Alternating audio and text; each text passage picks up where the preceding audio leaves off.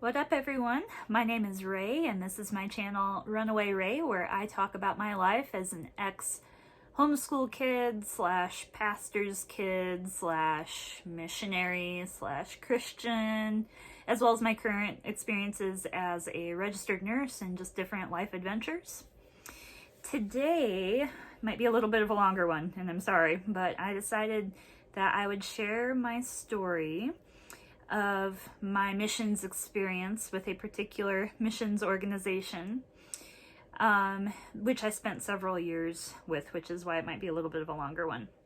These years were extremely formative for me and certainly led me to be who I am today, through both positive and negative experiences. And I think it's worth kind of talking about a little bit because this particular organization is actually still quite popular. Lots of Christian individuals are kind of flocking to this organization because of the different things that they promise and just like the wonderful stories that a lot of people hear. So, a little backstory. I've shared before kind of my life a little bit as a homeschool kid and how in my late teen years to like early 20s, I kind of graduated after a fashion, homeschooling. And then I kind of just didn't really know what to do with my life. I didn't have very good life skills because we had been so isolated for so long. My education was pretty sadly lacking in the like science and math department, and the only things I'd ever really been interested in terms of a career were very science and math heavy careers like being a registered nurse. And at that point in time, I just really didn't think I could cut it. So I was sort of drifting. I was working at a veterinary clinic just as like an assistant and trying to figure out my life, and still living with my parents in a very isolated location. I had no friends. I had no community. And one day I kind of came across like an ad or something for a missions organization called Youth with a Mission, or we refer to them as YWAM, from like within the culture. Youth with a Mission is a global organization. They are huge. They have different like sites, or they call them bases, all across the globe. And all of these bases kind of follow like certain training, I don't really want to say curriculum, but kind of certain training plans and timelines for teaching people how to be missionaries, and then they'll organize those individuals going overseas on like a variety of different kinds of outreaches. So just the idea of like getting that training with a community of like-minded individuals, and then also having the opportunity to go on an overseas outreach was really exciting to me. I definitely wanted to travel, and growing up, the idea of being a missionary had been very romanticized for me from my mother specifically. It just sounded like such a heroic calling to like go overseas and teach about Jesus. So I talked to my parents about it, and they agreed that it sounded like a good way for me to kind of foray out into the world without really being outside of the umbrella of Christianity. It seemed like a pretty safe bet to let me go do this program. Typically, the initial program that one would do with Youth with a Mission, regardless of like what location you choose to go to, is something called Discipleship Training School. The Discipleship Training School is typically like a 5 to 6 month program where you go to one of their locations, you attend classes with a group of individuals about Jesus and like how to be a missionary. And then once you've kind of graduated the didactic portion of that, or kind of like the lecture portion of that, the last couple months of your training, they'll actually organize an overseas outreach for you and a lot of the people that you've been training with. So it's kind of cool in the sense that you get to meet a lot of people who are kind of usually on similar like wavelengths. You learn and grow together through a series of like deep dives into like who you are in Jesus. And then you get to go overseas together still as a group, and you can kind of support each other and also kind of start piecing together what it looks like to be a missionary. So sounded great. I went and attended that discipleship training school. I'll try to keep this kind of brief. The lecture portion of that program was interesting. They bring in a lot of guest speakers that are kind of like well known in YWAM. And those guest speakers come from a variety of different like Christian backgrounds and Christian denominations, which in some ways is really cool because you get like kind of different perspectives from within the Christian world. If you're someone who's outside of Christianity, just to give you a little context, there's lots of different like subsects of Christianity, and there's lots of arguments amongst these like different subsects about like different points in theology. Like, should you get wet baptized when you're grown up with water, or should you get sprinkled as a baby? Like, what does it look like to be saved? Are you always saved, or can you lose that salvation? Just like all these little details, which now, looking back, don't seem quite as critical to me, but as an early 20s Christian, they seemed like life or death issues that needed to be solved. So we got a lot of different perspectives and got exposed to a lot of different thought processes, which I did appreciate, but a lot of these speakers were not very thoroughly vetted. Like, they were just like, hey, we can teach this, and the base was like, sweet, come teach this, and then they'd come and they'd spend like a week giving us like in-depth lectures about concepts of biblical grace or like the father heart of God, and they would really try to like dig into your emotions with a lot of those lectures too. They loved to find things that you had hang-ups about. Like, do you have daddy issues? Well, God's the perfect dad. And they knew that they were doing a great job teaching you if you like broke down and cried during one of the lectures. So there was like this kind of weird level of trying to elicit an emotional response from a lot of people, which was my first kind of like little red flag that I really just didn't like, because I had gone there to learn, to get myself a little bit more grounded so I could move out into the world. I didn't really feel like I needed to dig into my traumas as a child with these random people I didn't know, who were not licensed counselors and really didn't know how to handle those kinds of issues anyway. But we got through lecture phase okay, mostly intact. Some people did have pretty big emotional crises because of just like the niggling that these different speakers would do to try to get some of that out of you. And then came outreach phase. At my program, we had 2 different overseas outreaches we could choose from. So they were going to split our group of about 25 people in half. Half of the people would go on an outreach to India, and the other half were going to go to the Dominican Republic. I chose to go to the Dominican Republic after a lot of like struggling and praying and trying to decide. I felt like it was a good fit for me. And I had a big crush at the time, because part of being like thrown in with, I think, people that are your age, and having never really interacted with people before, I like went right to the like, I want a boyfriend kind of mindset. I'll maybe talk about that a little bit more at a different time, but I like had this huge crush on this dude. And so like right before outreach, he pulled me aside and basically like shut me down. Which was fair. I mean, that was totally his right to do. He didn't want me pursuing him, and I kind of respect that. I appreciate that. I was heartbroken at the time, though, and, like, cried my eyes out. And then we kind of split. He went to India, I went to the Dominican Republic with our respective groups.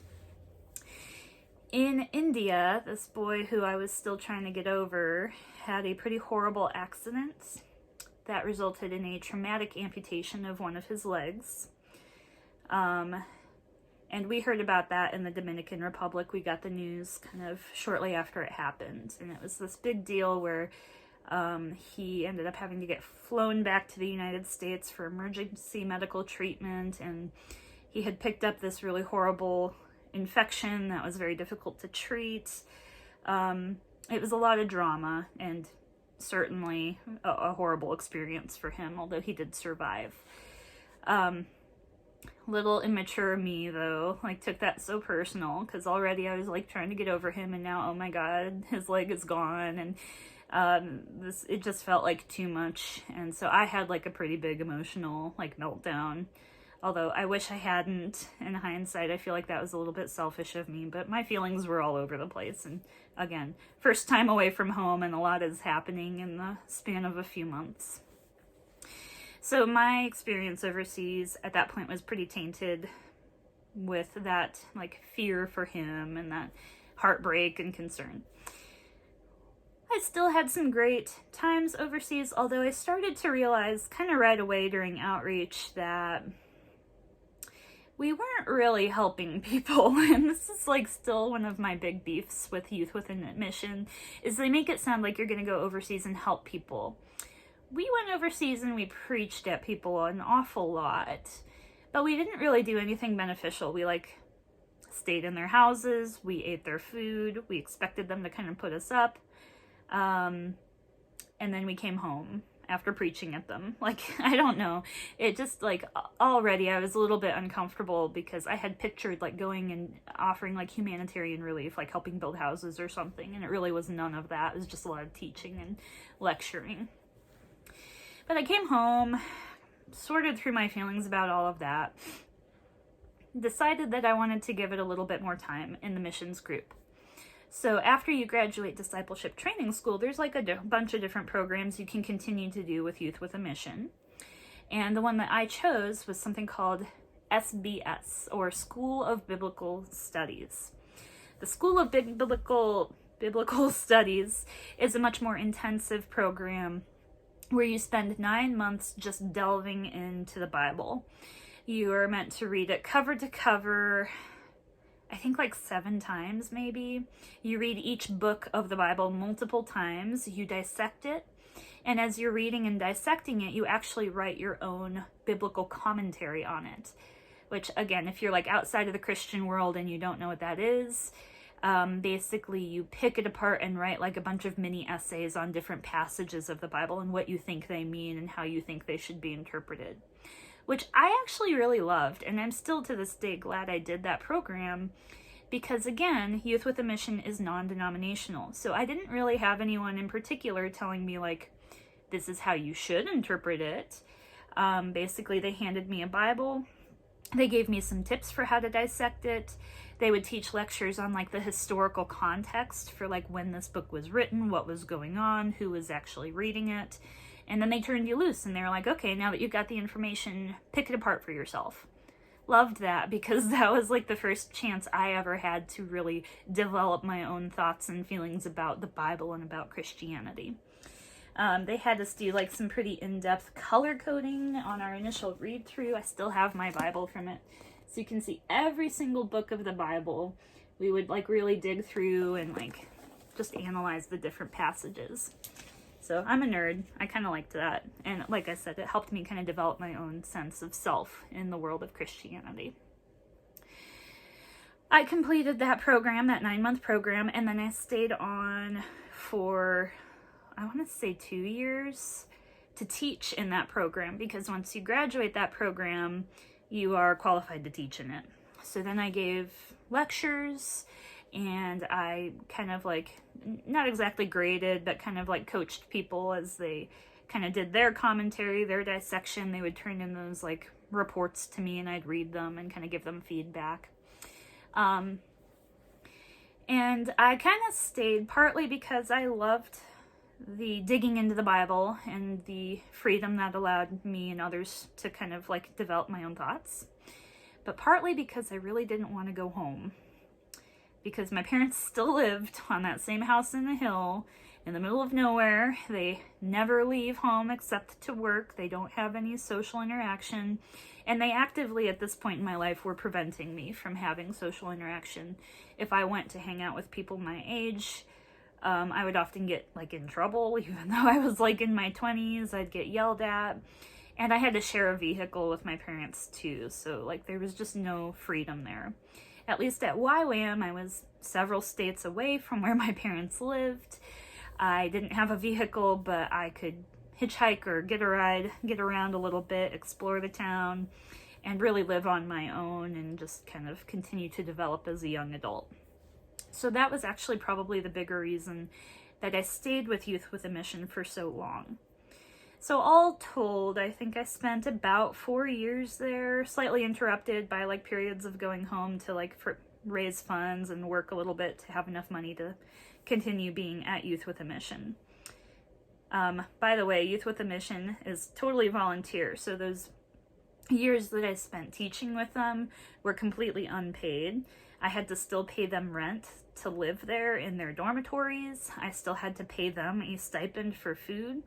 So all of this was completely voluntary. Pretty much I just lived off of my savings until I ran out of money, and then I was like, well, I guess I'm done with YWAM because I'm out of money. There were other like factors that led me to leaving, but I won't get too much into that. At the end of my YWAM experience, I was disappointingly still very single. I had had like a 2-year, very in-depth relationship with an individual who later informed me I don't want to share too much of his story, but he was not interested in me either. So I'd had a couple like failed flirtations, I guess. That last one hit me really hard though, because I spent a couple years actually with this person before they let me down. And so I had really been like envisioning being with that person long term. So leaving YWAM, I was faced with this choice. Do I go back to my parents' house and back to that same lifestyle as a 24-year-old?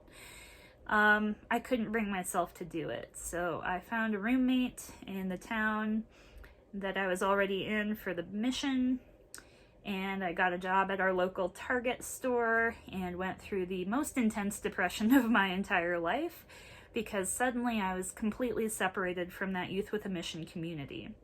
That community was intense. Like, not only was I teaching, but almost every night was accounted for doing like small group or like Bible studies or required like chapel services.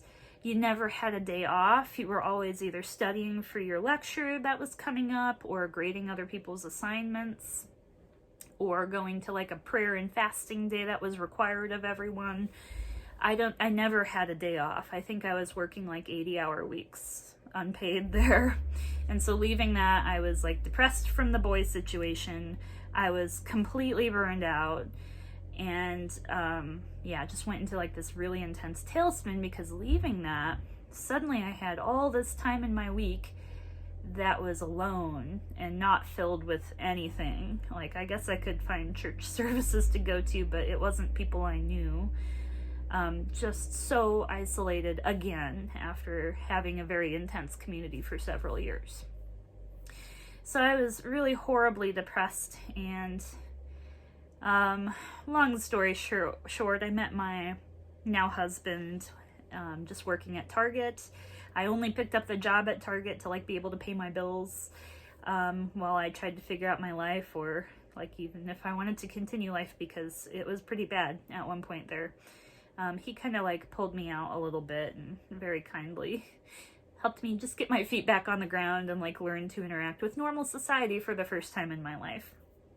Very patient individual, my husband, and I'm glad I stuck with him.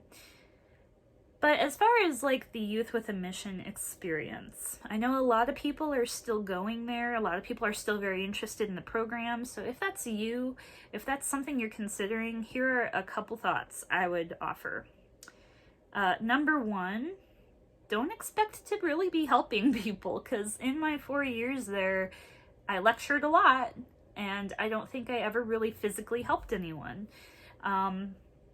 Like, I'd make people snacks sometimes, but it wasn't like we were involved in the community.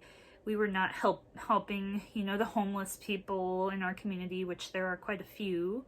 In fact, that was kind of discouraged. You weren't really supposed to leave like the compound, the Youth with a Mission base, to do external activities unless it was with like an affiliated church.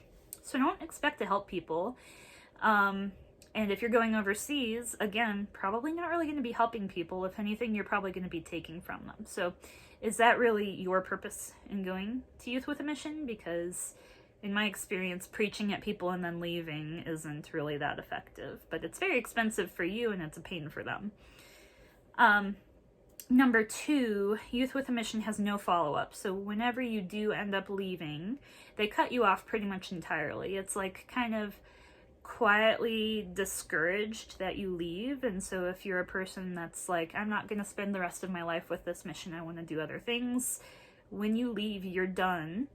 I have maybe like 2 friends left from that multiple years of being there. Most of the people I knew from that time are still there, but they just completely cut me off because I'm no longer part of that community. So just expect the transition out of Youth with a Mission to be a little bit rocky, no matter how long you've been there. If I had left at 5 months, I would have been sad. I left at 4 years, I was still sad, and it was very difficult. So there's no emotional support outside of Youth with a Mission. And they will absolutely try to get you to stay long term, which sounds well and good, but remember, it's not paid. So you're going to spend the rest of your life raising money so that you can lecture people and not really help them. I have strong opinions about this. Obviously, other people probably have different perspectives. I'm sure it's been very fulfilling for some people, and maybe other bases do a better job of like helping their community and engaging with individuals in like a practical sense. But those were definitely the concerns that I left that program with. So some things to keep in mind, some things to kind of think about. Overall, I would describe those years as very angsty. Like, just, they constantly try to dig up like your emotional baggage and throw it in your face and then say, well, Jesus can fix that. But then you have all this trauma that you're reliving that you had kind of like intentionally forgotten about. I have my journals here from that time, and this isn't even all of them, but oh my goodness, so much journaling, so much angst, so much drama. I just don't know if all of that was really necessary. So that's my 2 cents on Youth with a Mission. I kind of think it's a little bit cultish, but maybe I'll get into that in a later video and talk a little bit about why I think that. I think that there are better ways that you can approach a desire to be humanitarian. And so those are just some things I would encourage you to consider. All right, if you guys want to hear more specifics about my experience with Youth with a Mission, let me know in the comments down below. If you like this video, like and subscribe. Let me know what other topics you think would be helpful to hear. Otherwise, I will see y'all next time. Later.